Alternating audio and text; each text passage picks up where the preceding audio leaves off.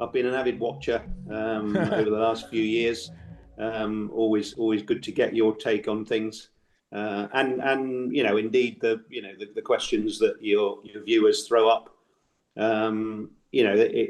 It's not often, when you're in the business, it's not often you get the chance to actually watch it as a viewer effectively. And up until now, obviously up until last year, I was at all the races, so I never get to watch them on the TV. So actually, your channel was the best touch I had on what people were thinking, what the viewers were reading into the races, and just the general chit chat around the technology and the drivers. Obviously nowadays it's a big, and the show is big now, and there's a lot of characters, and it's good to get people's take on that, because it's a very different picture when you're on the inside. Oh, thank you very much indeed, Jock. The money will reach you later on. Very kind of you to say that. Just wondering where you're still in Italy, I guess. I mean, you made a big move to Italy, obviously, when you left Mercedes, and I guess that's your home now, and that's where you're operating from right now. Yeah, absolutely. So I had twin daughters who were just moving up to senior school when we came to Ferrari, so it was good timing. So we all moved here straight away. Fully immersed, and we've been in the same house here for 10 years, 11 years now. It's home, and it's a beautiful sunny day out there, 23 degrees, and who wouldn't love to live in the foothills of the Apennines with a bit of prosciutto and balsamic. It's a good life. Very near your mates at Ferrari too, I would imagine. Absolutely, you bumping into them still? What's the conversation like? One of the You said just before we went on air, you said, how long have you got? I've got to go to lunch with the Ferrari boys in Maranello today. So we tend to catch up quite often, yeah. Jock, I don't really know where to start. I'd love to start at the beginning and finish where we are today. It's going to take about 3 days to do that, probably. So we'll do a lot of paraphrasing. But before we even start that, I just wanted to ask about your take on Ferrari this year. We get a lot of questions on the live stream about whether we think Ferrari can win races this year and how it will go, and whether Lewis can win a race. A lot of questions along those lines. So first of all, let's just get your take on that. It's not a bad start to the year for them, that's for sure. But it's big changes coming up, obviously, with the regs. Yeah, absolutely, and I'm really pleased for us, for them, in so much as in recent times Ferrari has been a bit of a punch bag for certainly a lot of the fans, and some of it justified maybe, but I think a lot of it unfair. And we all felt the pain of Lewis's struggles last year. I've said a couple of times, my view on that wasn't as dramatic as maybe others, because honestly, I think it reassures us of how difficult this is. When people say, oh, Lewis was just in the best car and that's why he won all the championships, they sort of take a view that all these guys have to do is turn up and drive, and if the car's quick, then they go fast, and if it isn't, they don't go fast. Well, you change team, a different culture, a different DNA to the team as well as the car, and Lewis struggled because it's tough. And with a year's experience at Ferrari now, and building relationships and getting some of his input into the development, you've seen the difference this year. And I'm not talking about lap time. I mean, that speaks for itself. But Lewis's whole demeanour, he's enjoying himself this year because he's got a car that he feels a bit more confident with. And once you've got the confidence, you can really push a bit further. That's when you find out what the limitations are, and then you can address those, and it becomes a normal sort of organic development. And he's keeping up with Charles, and he's keeping Charles honest, and that's what we expected. But we didn't expect it on day one of last year, and people who did expect it, and Lewis didn't. And the fact that he was super frustrated is not a reflection that he didn't expect this or prepare for it. But it was what it was. He can't say, oh, this was normal, I'm not frustrated. He's a winner. None of us can doubt the fact that he's a winner, and therefore when he wasn't able to keep up with Charles, or he wasn't able to get the podium and the wins, that's frustrating for him. But he knew it was a process, and honestly, seeing him again 10 years later from working with him at Mercedes, his work ethic and his attitude to digging in and getting the job done is as strong, if not stronger, than it has ever been. And so this year is just bearing a bit more fruit for him, and so it will carry on. Obviously time and tide wait for no man, and he's not getting any younger, but he's still got it in him. And I think for the next couple of years we'll see some sparks fly with Lewis and Charles, and if they can take the fight to the Mercedes, I think that's going to be great for all of us to watch. So I'm pleased about the situation, and everybody enjoys when Ferrari are doing well. The sport benefits generally from a strong Ferrari, and we've seen them not quite at the Mercedes level at the moment, but close enough that with the kind of development that they're going to see with these new regulations, everybody's sort of feeling their way about how to manage these power units. There's going to be developments. This isn't one of your normal seasons where you're going to find 0.2, 0.3, 0.4 of a second over the course of a year. Some of these cars will develop by a second, maybe more over the course of the year.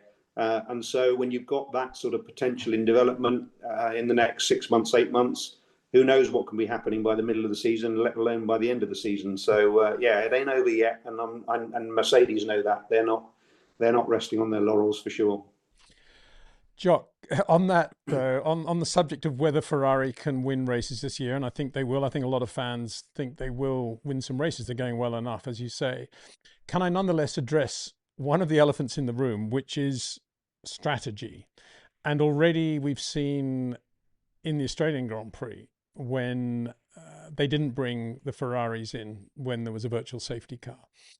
And I'm just wondering whether are we being unkind to Ferrari? Is there still some issue there? What have been the issues? And what are your thoughts on the way strategy has evolved over the last, let's say, 30 years in your career, from you making a call on the pit wall to having a strategy department? And how's it working? I'll sort of start from the end of that and reverse through it. Like everything in F1, there's just development is the name of the game, and so every aspect of a Formula One organization is very, very focused on developing and doing a better job tomorrow than we did yesterday, because perhaps that's true of most sports, but maybe true of or more true in Formula One than any other. Yes, it's about money. We all have to balance the books at the end of the day, but there's probably no other business, no other sport that is so intrinsically connected to performance. A lot of products, whatever you're building, whatever you're making, you can play off do we want to produce really, really high quality, or are we medium quality, in which case the costs come down and we become a bit more cost effective, but we don't have the reliability that maybe the top brands have. Formula One is all just about, we need to be the most reliable and the most performant. And that's what brings in the cash that allows you to carry on doing that development. So there's no areas in F1 where there's any ambiguity about what exactly are we trying to do here. We're just trying to do a better job in terms of performance and development than anybody else. And when you've got 10 of the top teams in the world, well, the 10 F1 teams developing as best they can, finding the right kind of people, the sort of creme de la creme, as you would say in France, and that just is built into the DNA of the sport. So strategy has developed over the years. It has got better and better. So when we look at things like, with Jock making his own decisions for Jacques Villeneuve in 1997, with the help of maybe Patrick, who was looking at one car and then the other car and sort of didn't really know exactly what the lap times were for the previous lap, because we didn't have that data live. You had to sort of write down the lap times from the previous laps and all this sort of thing. The fact was, it was very undeveloped at that stage. And as such, we weren't making as good a decisions as we are nowadays, because the development has simply brought us to the point where we are now able to make better decisions. The problem being, it's a relative sport. So it just comes down to, are you making better decisions than other people? I remember, and I'm sure a lot of your viewers remember, Michael doing 4 stops in Mugello and in Magny-Cours and winning the race, and everybody saying Ross is a genius for doing 4 stops. I think if you set your simulations going today, none of them would say that the best race for that Ferrari was to do 4 stops. They'll all say, no, you've basically done a suboptimal race. And that will be a fact. You know, had he not done 4 stops, he would have won by a bit more. And I don't know the full details. But so we're at the point now where that development race in terms of strategy has brought us to a point where the decision, and it's a bit like the lap times, you know, it's a similar argument for the fact that back in 97, the guy who qualified 20th was probably 6 seconds off the pace, 5 seconds off the pace or something like that. You know, now the guy who qualifies 20th is 1.3 seconds off the pace. And so the margins have just become finer. And of course, it doesn't really matter what the margins are.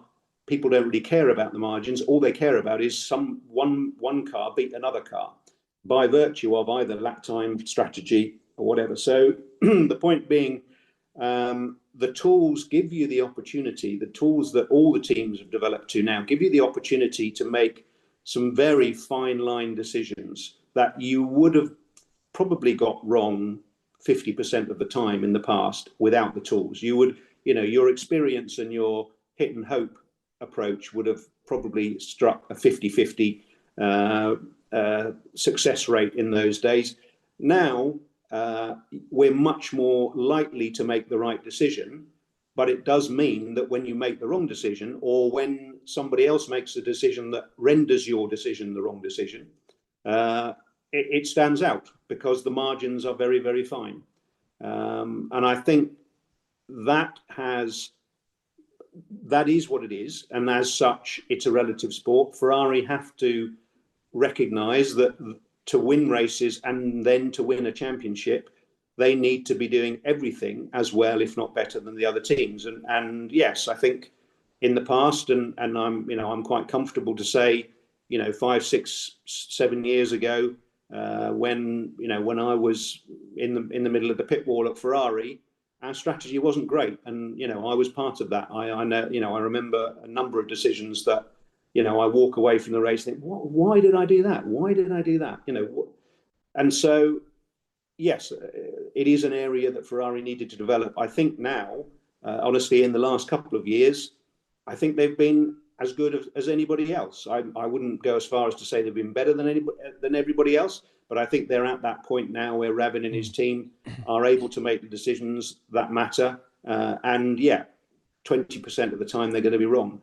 But of course, the problem for that particular pit wall was that because of the mess we'd sort of had back in 2020, 21, I think they've sort of been under the cosh somewhat. And so people are now very unforgiving of any sort of Ferrari perceived decision error in terms of strategy, because people immediately pick up on it, and as such, they've been under the spotlight. But I think at the moment that Ferrari pit wall works as well as anybody. We saw that last year a number of times where actually we made decisions, that got us results, and I think it'll continue to develop. But I think the fundamental there is the tools and the data that we have available now allows you to make such fine decisions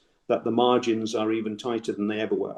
As I say, as they are in terms of lap time, as they are in terms of pit stop timings. We're down to striking a 2-second pit stop, and the really good ones now are 1.9. That's a crazy pit stop. You only need to look back 10 years and the pit stops were 4 or 5 seconds, and that was completely normal. So it's a relative sport. Are Ferrari the best in the pit lane on strategy? I would think they would argue that they are as good as anybody else.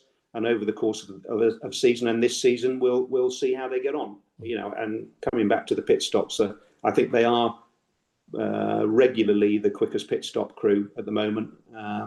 And that was another area where they needed to work on, again, sort of not taking all the blame for it myself, but back when I was on the pit wall, our pit stops weren't great. And, it was an area where we really focused on. And that's the great thing. When F1 teams identify an area where they need to develop, they do a pretty good damn job. All good points. Japan aside, where one of the cars wasn't brilliant, the starts have been really good this year too for Ferrari. Is that something that they would have focused on this year's car, or has it sort of happened by organic growth with the new regulations? I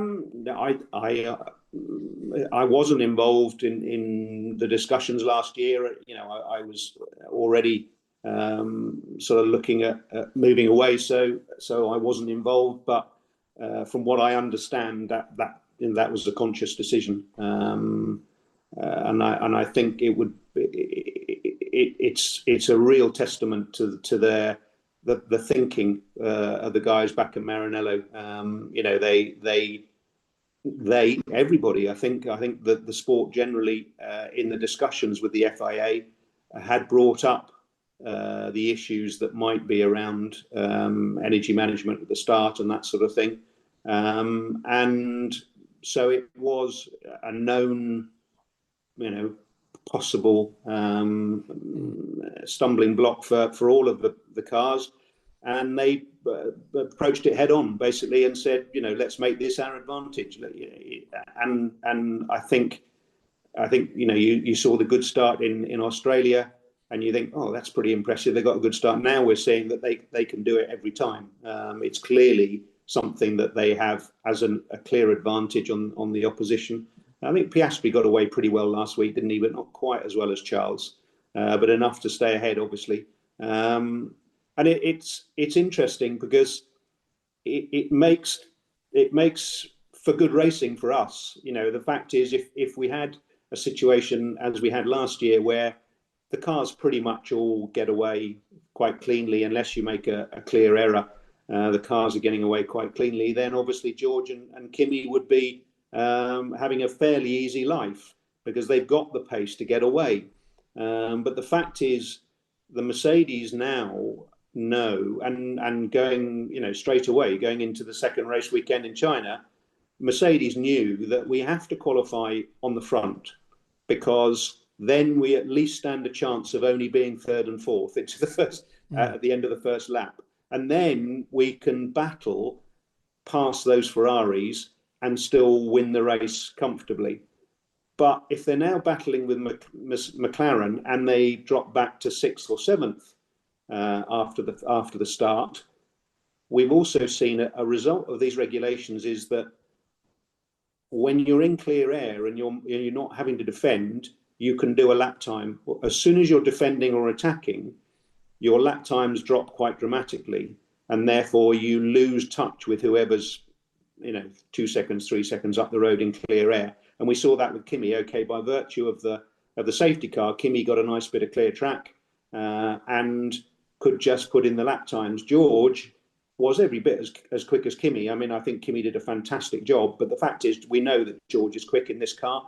George had a quick car, but as soon as he had to battle his way past Charles and battle his way past Lewis and battle his way past Piastri, he couldn't do it, because the regulations now mean that once you're being that inefficient with energy, your lap times drop.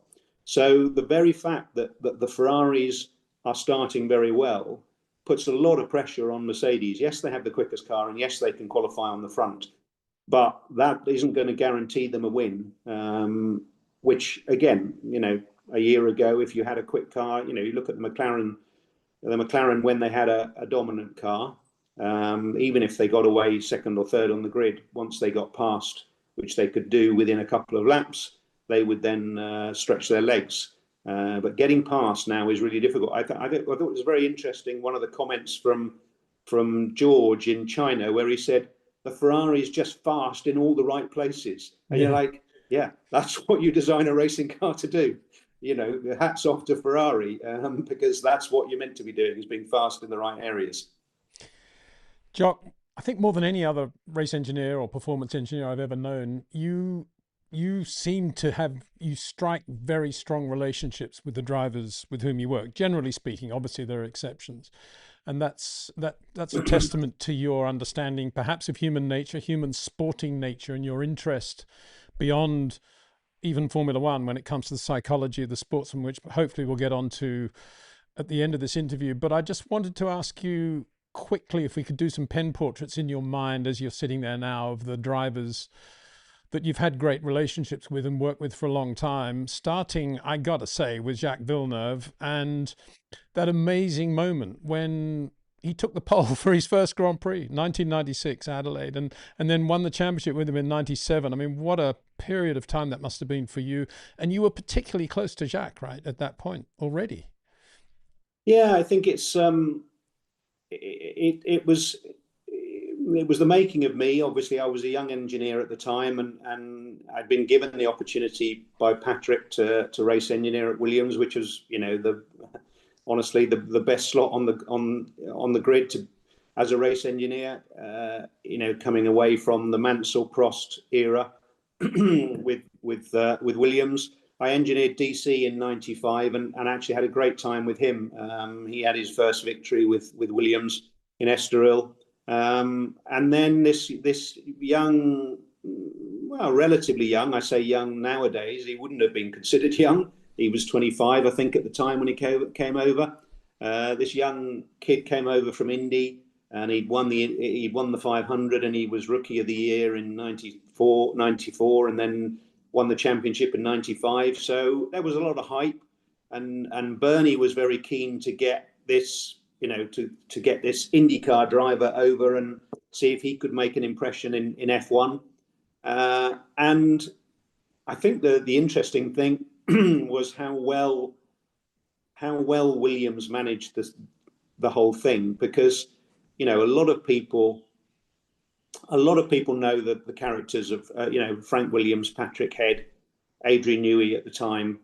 They made all the difference. You know, that sort of leadership and that sort of level of understanding of what it takes to make a racing driver fast.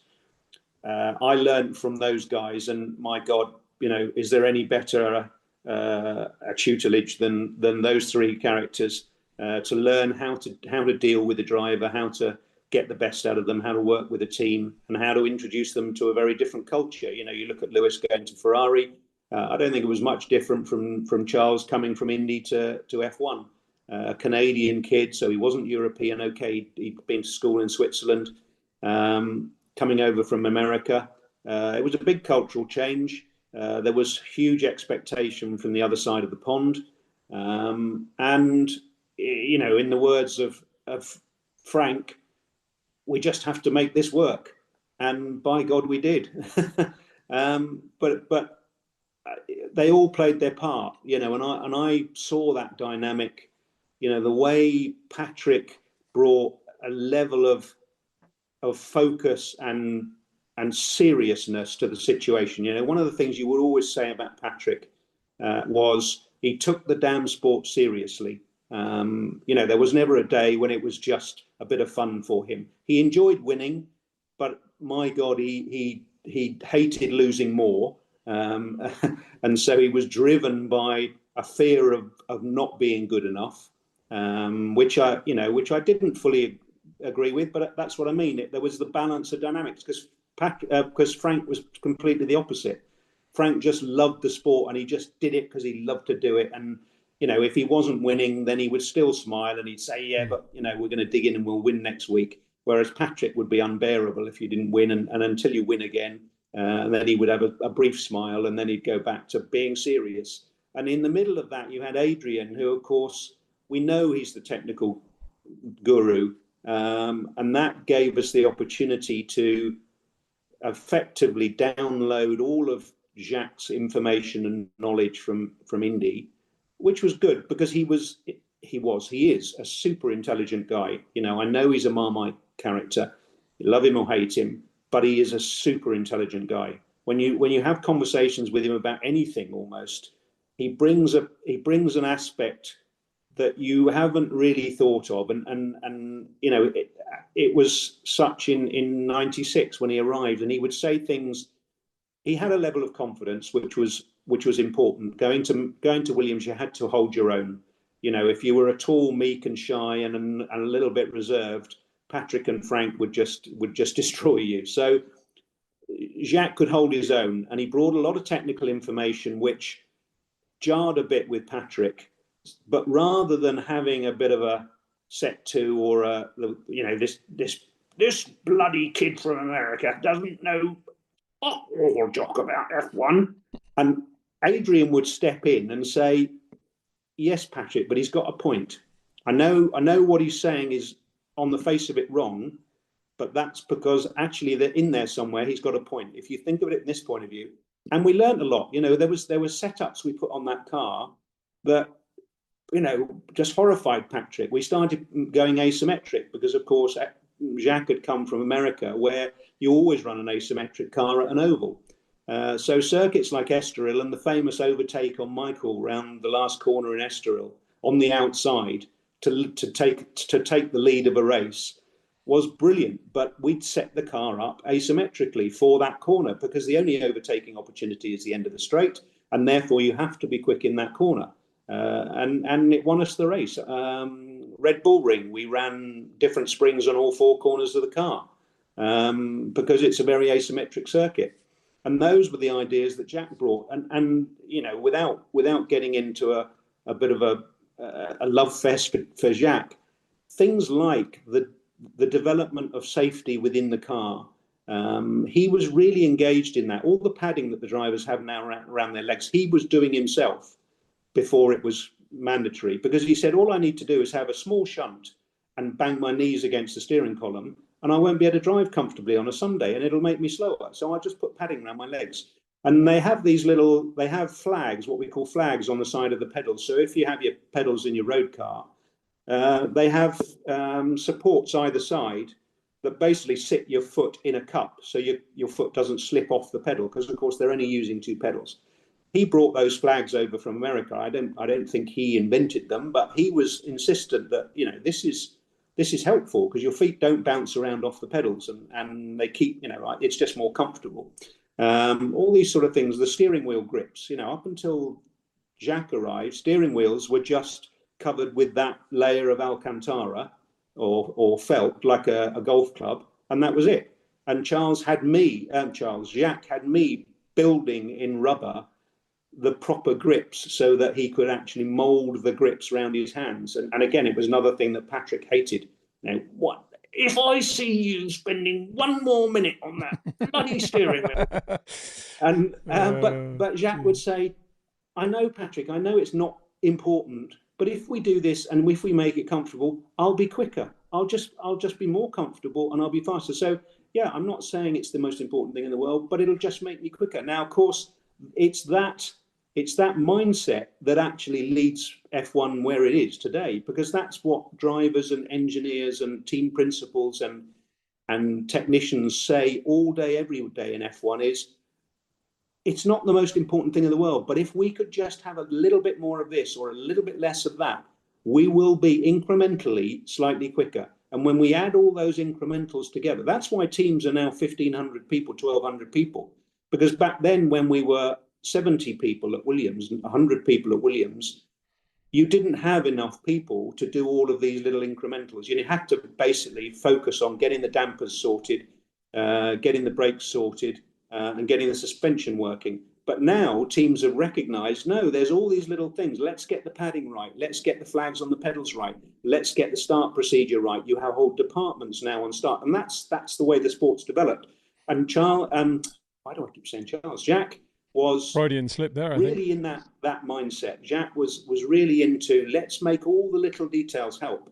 He wasn't the fastest driver in the world. Nobody would argue that he was as quick as Ayrton over one lap, but he was super intelligent, and he put himself in a situation where he could win a world championship.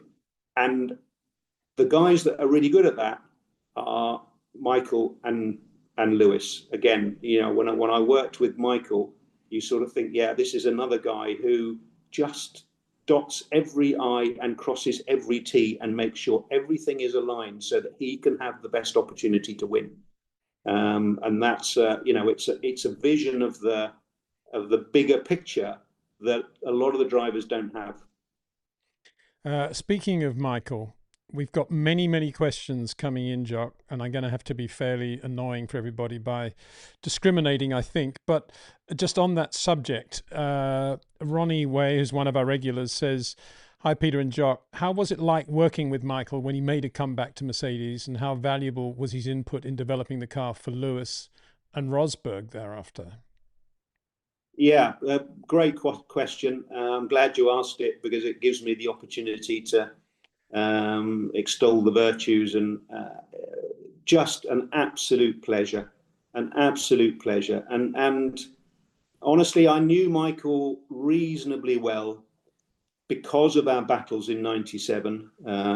So we spoke to each other, but we were enemies. And honestly, I had a pretty poor opinion of him for a few years after that. What he did in '97, what he did in '94, don't sit well with me. And I would have conversations with people, and they'd say, yeah, but anybody would do that. In his situation, he had a problem in that Ferrari in Jerez.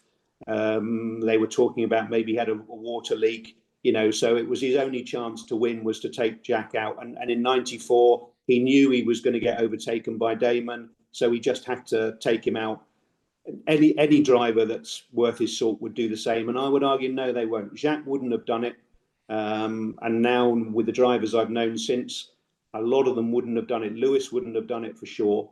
And so I had a pretty poor view of his sportsmanship. And when he came to Mercedes, we changed both drivers. Obviously, we'd had a little bit of success in 2009 with the Brawn year. My God, but they both left at the end of the year. So Rubens and Jensen left at the end of the year, and Nico and Michael were coming. And Ross brought us into a meeting, and he said, "Well, I guess we need to sort out who's going to race engineer who." And I said, "Well, I'm not going to race engineer Michael, that's for sure." And so that decision was pretty easy. So I had Nico, and Shove had Michael. And I think we had Mark Slade arrived. Shove was moved up to chief race engineer, and Mark Slade arrived, and didn't have a comfortable time. I think he'd come from McLaren, which was a very well structured, very well. And they had a culture of their own. There's always been a bit of a culture thing at McLaren, and I think that was a bit of a shock for Mark. And anyway, one thing led to another, and I finished working with Nico at the end of 2010. Let me interrupt you there, Jock. I'm not convinced you had a great relationship with Nico. Am I wrong? No, that's right. I mean, yeah, it just didn't click. We just didn't click. It comes back to your comment earlier, where I really value the relationship I have with my driver, and it needs to be right. It's a sporting environment. You need to understand each other. You need to, when I used to play 10 outside of 9 on a rugby field, I knew exactly where he was going to go every minute.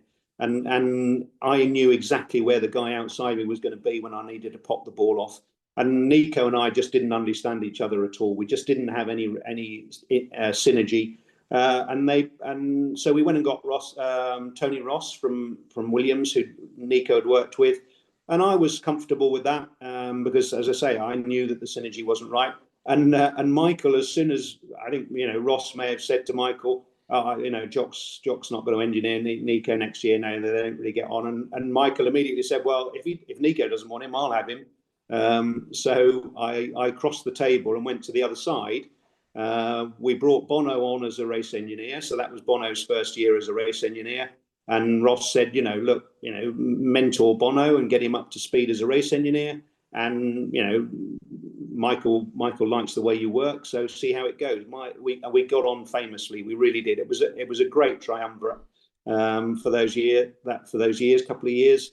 with myself and Bono and Lewis and Michael, and it was a real eye opener to see how a 7-time world champion goes about the business, and he just knew how to deal with people. So going from not having a great deal of respect for him as a sporting player, I that became completely irrelevant in the following years, because I had a huge amount of respect for him as a man, as a human being. He is a lovely, lovely human being. He knows how to treat people. Huge amount of respect for people that do a good job for him and treat him well, and he treats them well, and that's how it should be. And the great thing for Michael was he didn't have to think about, how politically do I play this so that I get people on my side? Who do I have to go and butter up to get the best for this? It just came naturally. He was just a nice guy. You wanted to work for him. You wanted him to win. You wanted to be on his car just because he's a nice guy. He knew how to treat people intrinsically. He knew who your family were. He'd ask how the kids were. And it wasn't that he had a little book and he'd write them down so he didn't forget. He didn't forget because because it mattered to him. And I remember when in the year with Nico is a super guy. I get on very well with him now, and it was only that we just didn't click. It wasn't that we didn't like each other. We just didn't click. And he was very technical. He could have gone on to do a degree in mechanical engineering in Imperial. He had an offer. But he chose to become a racing driver. Did he make the right decision? Well, time will tell. But anyway, he was technically very, very adept. And he would really focus because Michael was quick. Okay, Nico got the better of him for most of that year, but Michael was quick. So a lot of places Michael was quick. And Nico would say, I need to look at turn 3, what's going on there? Why is Michael doing this? And he would always focus on the details in the data. And I didn't do it, but I felt like closing the laptop and saying, Nico, just sit back and watch the man. Just sit back and look at how he treats people. Watch what he's doing when he engages with Ross, when he engages with Shove, when he engages with Bono, when he engages with the tech guys, when he's talking to the mechanics, with the sponsors, how he handles himself. That's what's made this guy a 7-time world champion. Again, I wouldn't be surprised if Michael didn't rate himself as the fastest driver at that time. I know that he had a lot of time for Hakkinen. I know that he thought Hakkinen was a seriously quick driver. Michael knew he wasn't the quickest driver in the world, but he knew that he was the most complete driver. And that was the thing that made him stand out. And what for me stood out was that was the result of just being a really, really great human being and having a great understanding of how the dynamics of teamwork work. He was the ultimate team player. And I would, not quite in the same way, and I wouldn't say it as a direct comparison, but the other guy that really, really gets that is Lewis. And there's only 2 guys who've got 7 world championships. And that's what they both get, is teamwork is critical. And it hurts me when I see comments about how people think Lewis is arrogant. Lewis, he's clearly not a team player. It's all about him. He's the big I am. Nothing could be further from the truth. The guy is great as a team player. And it's reassuring to know that those skills and those qualities are what makes success in F1, because it needs to be a team sport. If it turned out that you just have to be a Max Verstappen, that you're completely self-centered and it's just me, then actually Max wouldn't win. I don't know him. I haven't worked with him. But I can guarantee you, we have this view that Max is ruthlessly selfish about, it's just me. Don't ever ask me to do that again. I think it was one of his comments on the radio, wasn't it? To GP when he was asked to help someone or to help Perez, or can't remember who it was. But yeah, we talked about this. Don't ever ask me to do that again. But that may be a read of being a selfish, but there's no way. And as I say, I don't know. I haven't worked with him, but there's no way that I think Max is a selfish driver. I know that in the background he has developed a fantastic team there at Red Bull over the previous 6 years or whatever, 7 years, because he knows as well that that's what matters. You know, the GP, the Adrian, the Christian, they all put it together. And now that team's breaking up, the results aren't coming, if you see what I mean. And again, it's another proof of the fact that teamwork is everything in this sport, and that's what makes it such a great sport.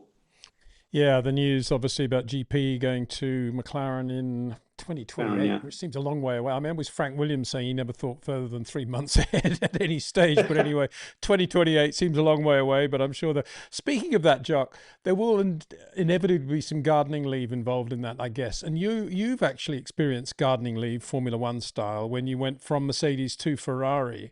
And you had that sort of fallow, I don't know if it's fallow period or what, but how real is gardening leave in reality? I mean, can you have lunch with them and chat to them all and get your feet under the table sort of thing without doing anything wrong? Or do you not want to give away any secrets here?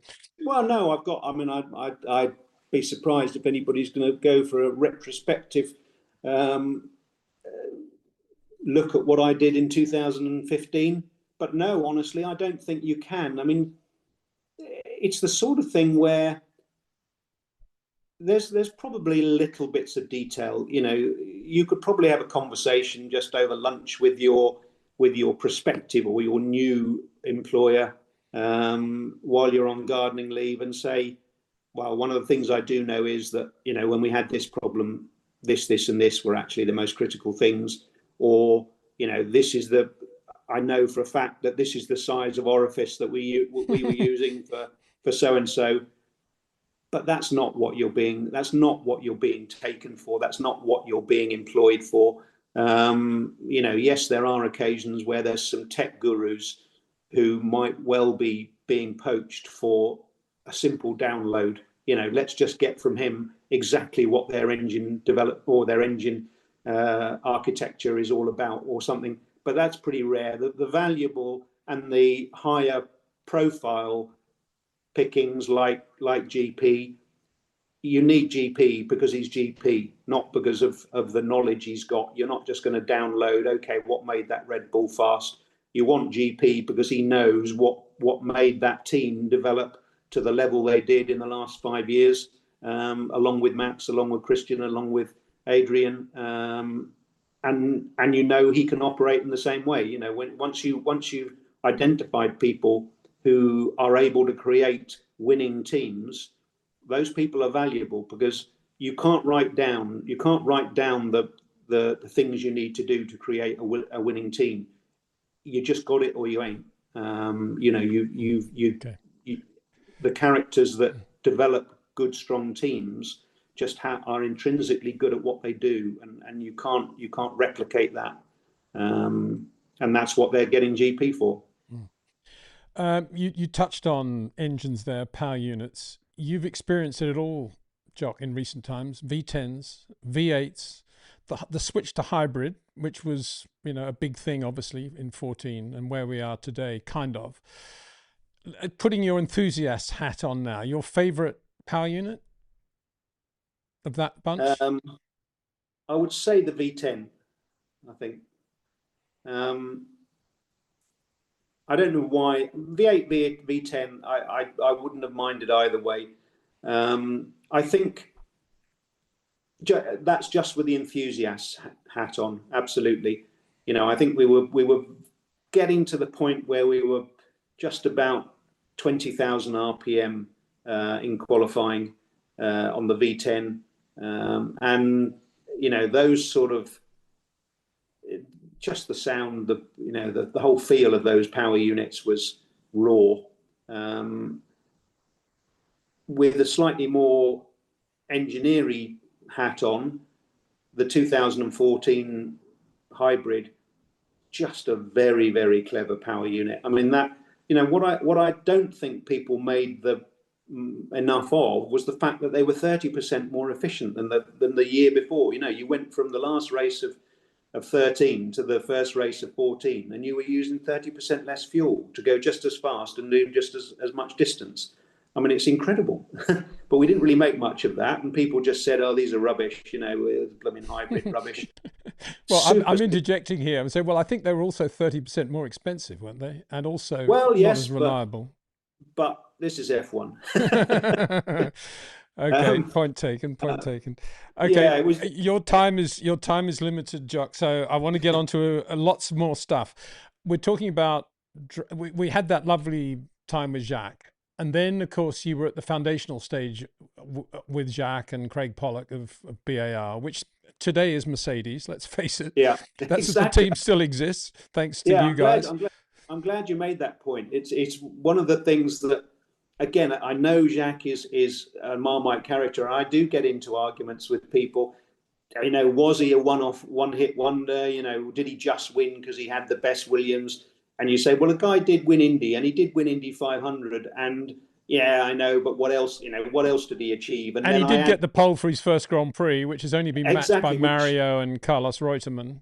Exactly, and I say to people, yeah, but then to top it all, he did actually start the team that is now the dominant team in F1 and has been for the last 12 years or whatever, 15 years. And they look a bit confused. And you're like, yeah, you realise that the current Mercedes was a team started by Jacques Villeneuve in 1999.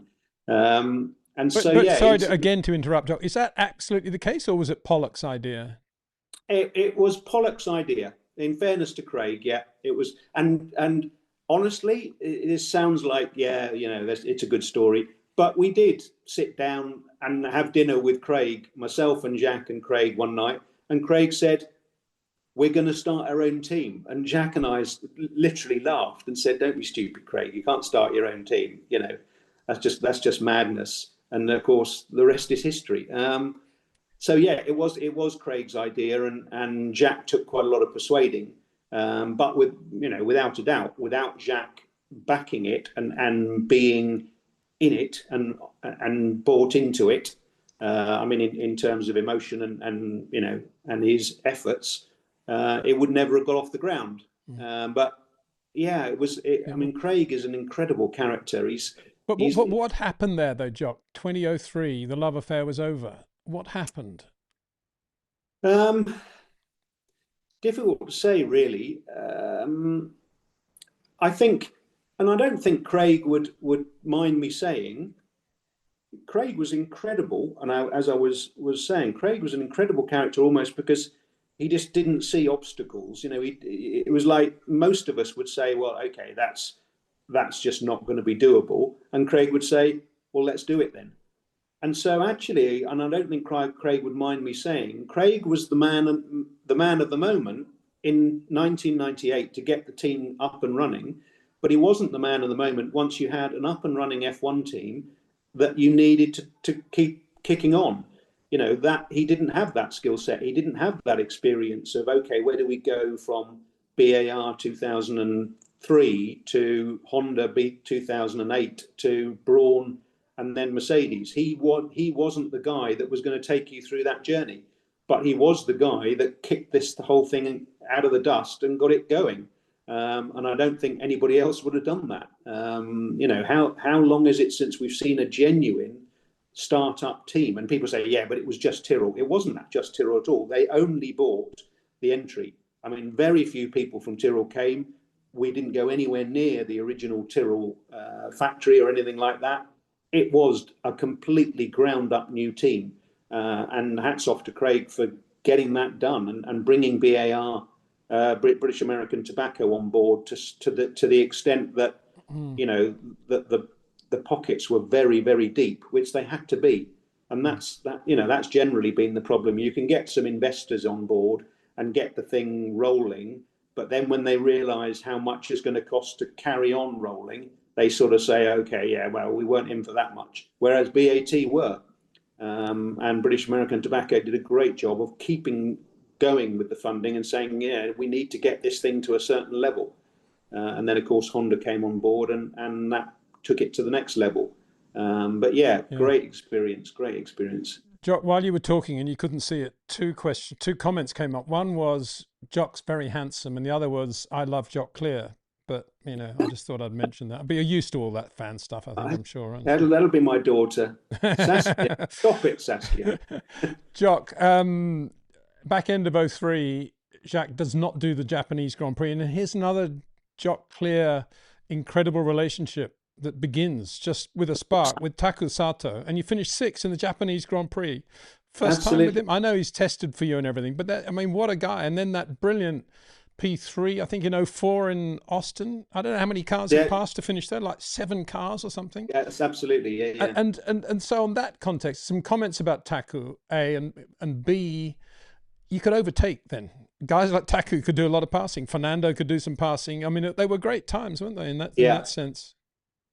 Taku was a great guy to work with. And I look at it over the years. I've been so lucky with the drivers that I've got, and I say that, and I'm sure your viewers and your fans would recognize, they may not know Taku very well, but those of them that did follow Taku, he was a lovely guy. You immediately warmed to him. Again, he knew how to treat people. The issue with Taku was he had no connection between cause and effect. He didn't realize that what he was doing with the steering wheel and the pedals actually had an input on whether you end up in the gravel or not. And unfortunately, it took him another 10 years to really get that association in his brain. And he went on to win Indy and had a really good career in Indy. But he didn't achieve what he could have achieved in F1 just because he wasn't far enough down that road of development. He wasn't where Ollie Beerman is now, where Ollie has got such a good connection between what I'm doing every day to make this thing work for me. Taku hadn't worked that out, but he was blisteringly quick when he put it together. Really natural driver, great feel for a car. But he always took the view of, let's just send it and see if it comes out the other side. It was a bit of the Japanese kamikaze mindset, maybe. But yeah, had a great relationship with him, and obviously he was a big conduit because we were Honda. So you had a lot of talks in the background about Honda taking over the team, and it was quite a political time because that again was a time when the team had to kick on. I had to decide whether it was going to become a works Honda team, and Taku was in the middle of that, playing quite a big role, if you see what I mean, which put a weight on his shoulders. So he wasn't just turning up on a Saturday and Sunday and driving. In the background, he was doing a lot of politics and a lot of ambassadorship either side of the water between Japan and the UK. So hats off to him for that, because that took us to the next level. But yeah, I enjoyed my time with him. And actually, you mentioned that result in Japan. Jacques didn't turn up, or basically they had a big falling out with DR, David Richards, and he called me the week after, or maybe the Monday after, and he said, "Oh, I see you're all smiles and celebrating with Takuma. As soon as I've left, you're immediately joined Takuma." And I said, "Look, Jacques, your battle isn't with Takuma, and the last thing I want to do is spoil the guy's day by being all grumpy because my driver isn't any longer there." And it was another one of those things where it sort of gave me a bit of a view into my mindset of, again, teamwork and driver attitudes. Over the years, and I've had this come up a number of times in my roles more recently, I take issue with the way drivers behave because I'm a rugby player, because rugby is all about respect. Your battle on the field is not with individuals, it's with a team. It's not with anybody personally, it's with the sport. And that you take that in the whole way that they treat the referees, all of that respect for refereeing, respect for decisions. And that's what I was brought up with. And that was an example where I said to Jacques, your battle is not with Takuma. My battle is not with Takuma. Takuma had a brilliant day, and I was happy for him, and I am going to hold him on my shoulders because he's done a great job in his first race in Japan in front. And Jack knew that, he was just jibing. But it's those kind of things, and then and we've had similar. You remember the rant that Seb had on Charlie Whiting in Mexico when he was effing and blinding at Charlie Whiting. I was the sporting manager at Ferrari at the time, so I was the one that had to go to the stewards and explain why the driver was with the driver, why we were swearing at the. And for me, that was unacceptable. I have, a really good relationship with Seb. I have a huge amount of respect for Seb. Another guy like Michael, a lovely, lovely human being, just a great guy. But he let himself down on that day, in my view, because you don't speak to the sporting to the race director in that manner. And it's one of those values that I really hold highly, and I try to instill in all my drivers that treat people with respect, which is why I struggled massively with what Michael did with Damon in '94 and with Jacques in '97, because that's not the kind of thing rugby players do, if you see what I mean. So that really jarred with me. I always got on really well with Rubens Barrichello. I thought he was is a lovely guy. And I'm assuming you probably had the same relationship, Jock. What was it like working with Rubens, Mr. Right Foot Breaker? Exactly, yeah. Yeah, absolutely. He was very experienced already, in the same way as Michael, all those years at Ferrari. And was a natural. I think people, certainly I'd heard it, when he came, people would say, Rubens says that when he was at Ferrari, he would do all the setup work, he would sort the car out, and then Michael would just nick all his setup and just drive it faster. And I would say, I'm sure that's complete works. But anyway, But I think it was true. Technically, he was very, very good certainly with engines, with the feel for the engine, and there's always a lot of development in drivability, throttle pickup, torque response. Rubens was very, very good at that sort of thing, and it would manifest in when Rubens says, "I can hear something. There's something not right with this engine." And of course, Honda would look at the data and they say, no, everything's fine. It's fine. We can't see any problem. Carry on. One lap later, boom, we're in the gravel. Engine's just gone. He had a feel. There was something very, very sensitive about the way Rubens drove a racing car. So he did develop the cars very well. The Brawn year was similar. I think, technically, Rubens was doing a lot of good work at sorting the car out and keeping it a quick car, and Jensen just did a better job in the first half of the year. I think Rubens wasn't as well prepared maybe for that season, and Jensen hit the ground running. But for the second half of that year, Rubens was dominant. Rubens had the edge over Jensen, but unfortunately by then the other teams had caught up a bit, so we were no longer just fighting for win or P2.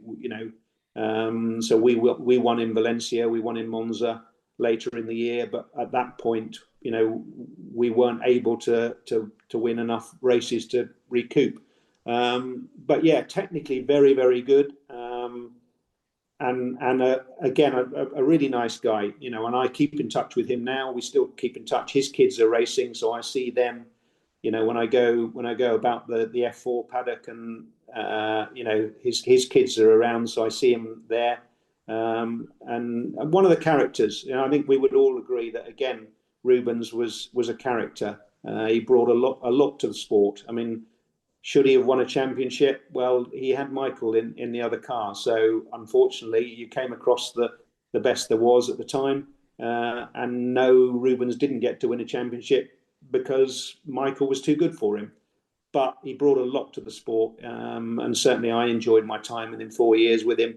And I know that Ross had a lot of time for Rubens, which is always a testament to a driver. If Ross Brawn rates you, then you've got to be pretty good. Jock, I know time is short now for you, really. What time? How much more time have we got now? You've probably got 10 minutes. Yeah, okay. I'm going to finish with two questions from Sarosh Showman, who's one of our channel members, a great supporter of the channel. Two good questions, I think. Hi, Peter, Jock. What separates the good and great drivers in terms of feedback? As in, is there a correlation that great drivers keep the feedback simple, perhaps, hence easier to understand the setup direction? Question mark. It's a very good question, and one I think a lot about now, because one of the things that now I'm doing a lot more driver coaching. So over the last sort of 6-7 years, I've sort of morphed more to a driver coach than a pure tech guy. And 6 years as driver coach to Charles made me think, okay, when I'm looking at what Charles needs to develop, or now what I'm looking at what Rafa Kamara should develop, or Nico Macchignani should be developing, what is it? What are those little elixir bits that I need to take from Michael, from Lewis, from Jacques, from Rubens, from Taku? And it's actually very difficult. It's very, very difficult to pinpoint. There's no ideal mix. There's no ideal, this is how you should operate, because they're all different and they all brought a slightly different dynamic.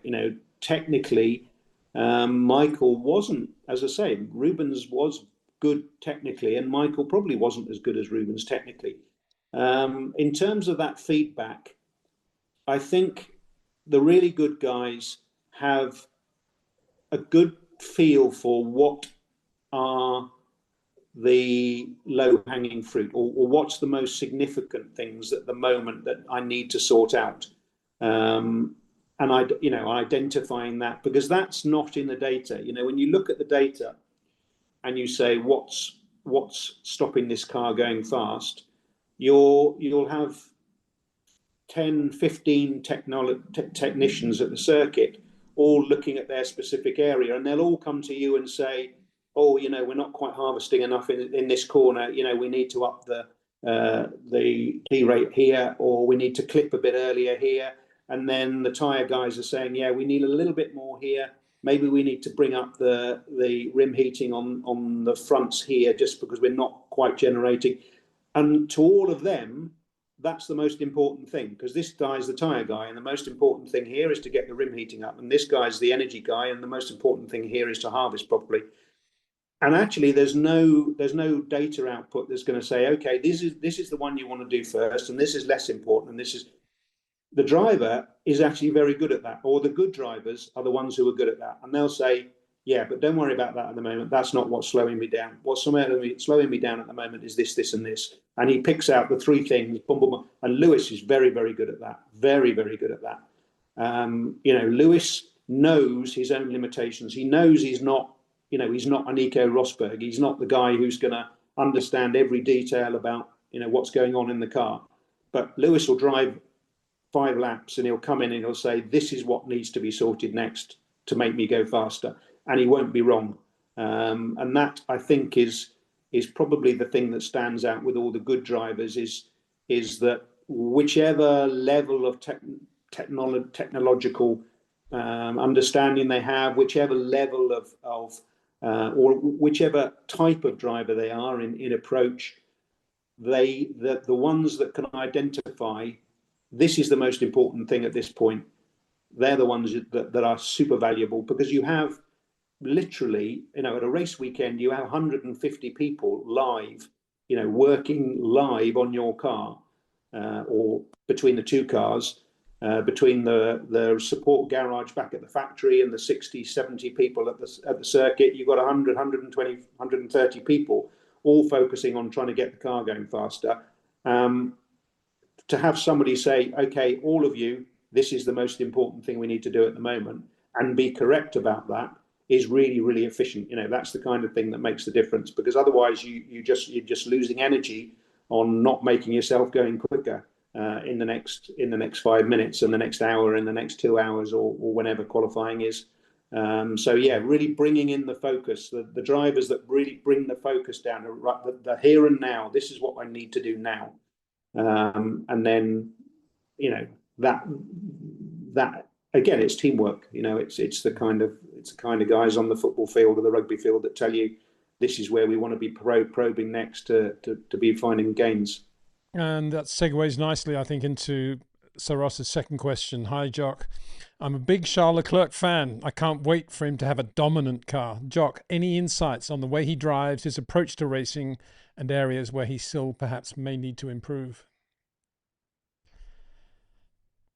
He's a very natural driver, very, very natural driver. A really good feel for a car, and he I'm trying to think of what the word I'm looking for.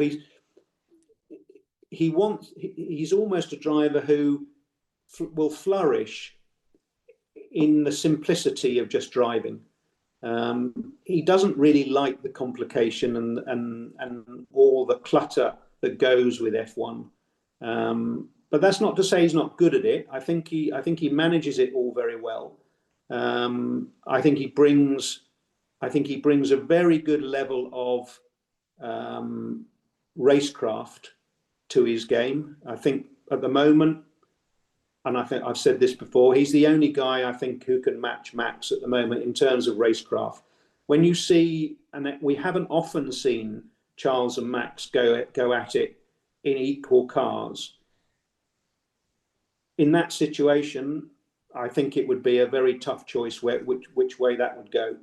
But we have seen it occasionally where Charles has been in the slightly inferior car to Max, but he's kept Max very honest. And I think we saw the same with him and with Charles and Lewis in Silverstone. The one I'm remembering is when unfortunately we didn't box Charles for a new set of tyres after the safety car, and he was leading the race. And he was on an old set of hards, and Lewis was on a new set of mediums, or a new set of softs, it might even have been. And they had a ding-dong battle around Silverstone where Charles got back past Lewis. A great racer. I think at the moment, as I say, it's difficult to say anybody's better than Max, but I think certainly Charles is as good as Max on his racecraft. Where does he need to improve? I think, and it may be a bit unfair because the Ferrari environment is such a big animal, but to be the leader in that team and to really take the team to winning a championship, that's what I think he needs to keep working at. And it's not a criticism, because it is a very, very difficult thing to do. Not many people have done it, but you look at when Michael did it. It took him 5 years. Michael went to Ferrari in '95, and he didn't win till 2000. 2000. So I think Charles is still on that journey. I think Charles is doing a better and better job, and I think this year is another example of it, where the team have done a good job, and Charles is part of that. Charles is part of keeping that team going in the right direction, not allowing it to eat itself. When the criticism comes in, when they don't win races, when they have tough championships, to keep the drive. I think Charles is now getting to grips with that. But it's been what's been the most difficult path for him, because it doesn't come naturally to him. What comes naturally to him is getting in a car and chucking it around the circuit. He's just a natural, brilliantly talented driver, and all the rest of it is what he's learning. But I think he's learning very well, and I think he's now, he's not old, but he's now at a level where he's got that maturity and that experience. And I think he should be, and he will be, the driver to take Ferrari to the next level, and the next level needs to be a championship. And you were with him when he won his first Grand Prix, and then obviously Monza after that. Very emotional day, that one at Spa, having lost his friend Antoine. Not long after, he'd lost his father as well, and I often wonder whether that, he's an emotional guy, but give him a break. He's had a pretty emotional life, hasn't he? Yeah, and I think I think people tend to not have much empathy with these drivers when it comes to the emotional side of it, when it comes to putting their lives together and delivering on the world stage, because there's this temptation, and well, I can understand it. I'm certainly not saying we should be, uber sympathetic to these guys, just, but there tends to be this sort of, look, they're multi-millionaires, they're paid massive amounts of money, they should just shut up and get on with it.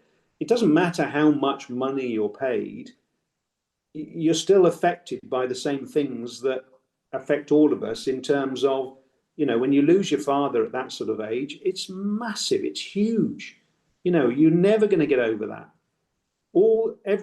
Every victory, every battle, every challenge that Charles has, he knows he could have done it with his dad. He could have enjoyed that victory with his dad, or he could have enjoyed, or he could have faced that tough season with his dad, and he can't.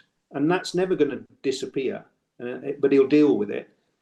And so I think we need to be and again, I'm not suggesting we should have extra empathy for these people, but we should have the same empathy as we would have with anybody else, which is that, they have lives to lead, and they're quite, they have tough things going on, and that affects the way they race, that affects the way they develop, that affects the way they approach their racing, and therefore, these all come into the mix. That's the great thing about sport.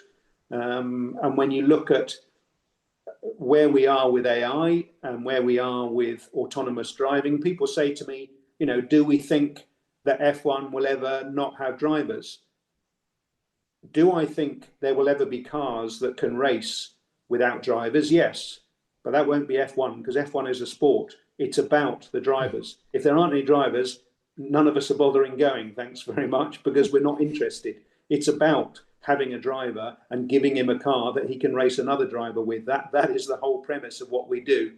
And with that comes all the emotions and the things, a lot of people moaning, a lot of people passing comment on the way Max is responding at the moment, which, and we're all entitled to our opinion, but it's just a good example that Max, is a very wealthy man with 4 world championships under his belt, but he's just as emotional and upset and peed off or frustrated as you would be. In our situation, we're all subject to these emotions, and Max is no different. He's passionate about the sport, no doubt about that, and he's frustrated with what he perceives to be going on at the moment. And he's, and his comments are very valid. He's a very, very, very honest guy, I think, and I have a lot of time for Max, even though I don't know him. I always look at what he's doing and what he's saying and the way he behaves, because I think he's another guy who can operate at this level, and has proved that he has skills that other people don't have, and that's super interesting. It's a bit of the Federer thing, isn't it? Where Federer, yes, Nadal could beat him on his day, Djokovic could beat him on his day, but Federer was Federer. And I get that a bit with Max, Max is special, that's for sure. Yeah, I totally agree with you there, Jock. I know you got to go. This is just a parting comment from me, actually. And a lot of what you said has just suddenly made me think of a mutual friend of ours, particularly when you're talking about the driver who's very good at saying, no, this is what I need in order to be quick, and understanding what he needs in order to be quick. And I refer, of course, to our good friend Rob Wilson. And I'm always amazed that more drivers, I know quite a lot of Formula One drivers have worked with him, but I know from a driver coaching point of view, I don't know whether you found it frustrating that the Formula One academies don't use a guy like Rob more. And I guess it's a stigma of not wanting to be seen that you need coaching or something as basic as that. Yeah, it's an interesting one, and without the risk of offending maybe some of the drivers. I had this conversation with a driver coach yesterday. I genuinely believe that F1 is a long way behind most other big sports in terms of their human performance understanding, and most F1 teams spend millions on developing the car, and honestly, very little on developing the driver. They presume that the driver's just arrived and is good, and that's it. Your Charles, your Lewis, your Max. We've employed them, we pay them, they turn up and they do their job, which is to develop the car and help the team develop the car and find the best performance. And that's what they do. And you say, yeah, but is anybody helping them to develop themselves? Is anybody looking at what they can do to develop themselves as drivers? Because if you were a golfer or a tennis player and your job isn't to spend all day, every day improving your racket, imagine if Federer's job was to go to the factory every day and do some more simulations on some different rackets, a bit more tension here, make this out of carbon, make this out of a titanium, do we make it longer, shorter, fatter grip? He doesn't do any of that. He says, this racket is one I like, let's just use this racket. And from then on, he goes out every day and works on what he can do better. What is he just timing this forehand slightly late? Does he need to step half a step closer to the ball? Does he need to step back a bit? That's all he does, is just develop himself as a tennis player. And the drivers don't do that because they're brought up to believe that their job is to develop the car to be as fast as possible. And then you say, well, are you as fast as you can possibly be? Well, yeah, of course I am. I'm an F1 racing driver. That's what I do. Yeah, but could you be a better F1 racing driver? And we're onto that now. We finally cottoned on. And I'd say that the last 10 years, probably, we're developing fast and we're doing a much better job. But it's literally that timescale. Whereas you look at the NFL, you look at rugby, you look at football, they've been doing some very, very clever things for many, many years, and especially American sports. And as such, I think the focus on the athlete needs to be for sure. The car is bringing more performance on a day-to-day, week-to-week level. We know that if Max was in an Aston Martin, he isn't going to be winning. Alonso's in an Aston Martin, he isn't winning. We know if Alonso was in a Mercedes, he would be winning. So yeah, the car does make the difference. So that justifies why the teams are spending the majority of their money on the car. But once you've got to the point where, yeah, we're developing this car and we're doing the best job we can, just start to focus on what we can do to help the driver keep developing. It will bring benefits, and we're starting to see that happen now. But it's surprising how slow to the party we've been with that. Yeah. Given how focused we are on performance. To come back to your point, that is it I think a lot of drivers struggle with being told how to drive by someone else. Now, I think that's how they perceive it. I don't think Federer's coach, I don't think Federer sees him as someone who's telling him how to play tennis. He's helping him to develop his skill sets. And if drivers saw it from that point of view, they might well be much more open to doing, a lot more work with people like Rob, who have a huge, Rob could bring you a tenth of a second. If you spent 2 days with Rob in an old disused airfield, if you're an F1 driver, I still think Rob could bring you a tenth of a second if you spent 2 days with him. How much would Charles give? How much would George give for a tenth of a second between now and next week? Well, and how much would the head of aerodynamics give for a tenth of a second as well? And how much would he spend for that? Absolutely. I do believe that, but I think it's a mindset. I think it's because most of these drivers have been brought up, and when I say brought up, I mean at the age of 7, 8, 9, 10, 11, 12, they aren't being immersed in an environment which is all about, let's develop you as a talent. They're all about getting the best kart, finding the best chassis, so-and-so's got a better engine than I've got. These tyres are rubbish. You see what I mean? It's all about the kart when they're kids, and it's all about the car when they're seniors. I think there are going to be some good young drivers out there who are going to be very lucky to be working with somebody like Jock Clear in the future. Jock, best of luck with your endeavours moving on with your career. But most of all, thanks so much for spending time with us now. Absolutely brilliant. Will you come back and do some more with us? Because you've only scratched the surface, really, of what your career is all about, correct? Yeah, absolutely. Yeah, I would love to. I mean, I enjoy talking about it. I'm passionate about it. It's but a lot of people have said over the years, it must be great to be, to have a job where you're doing what you would do in your spare time. My dad was a rally driver, and I spent all my time as a kid at autocourse circuits and rallycross circuits, and I was brought up with it. If I wasn't doing this, I would be spending my weekends at Silverstone with an old Ginetta or something, or an old F2 car, just having fun. And indeed, a couple of days ago, I was in the small circuit here in Modena with an old '68 Ferrari Spaghetti with a friend of mine, Dave Lloyd, who was another race engineer back at BAR. Dave Lloyd got to drive the 312 Spaghetti around Modena, and it was just great. A lot of characters there, beautiful cars. This is what I do at a weekend if I had time off. So I've had the joy of being paid to do it. I was going to say 5 days a week, but 7 days a week most of the time. Well, I think the spaghetti or the macaroni is calling. Jock, we'll let you go. Have a lovely lunch. Thanks so much for being with us, buddy. Really good to see you. And we'll see you again very soon. Cheers. Thank you very much, everyone. Cheers, Peter.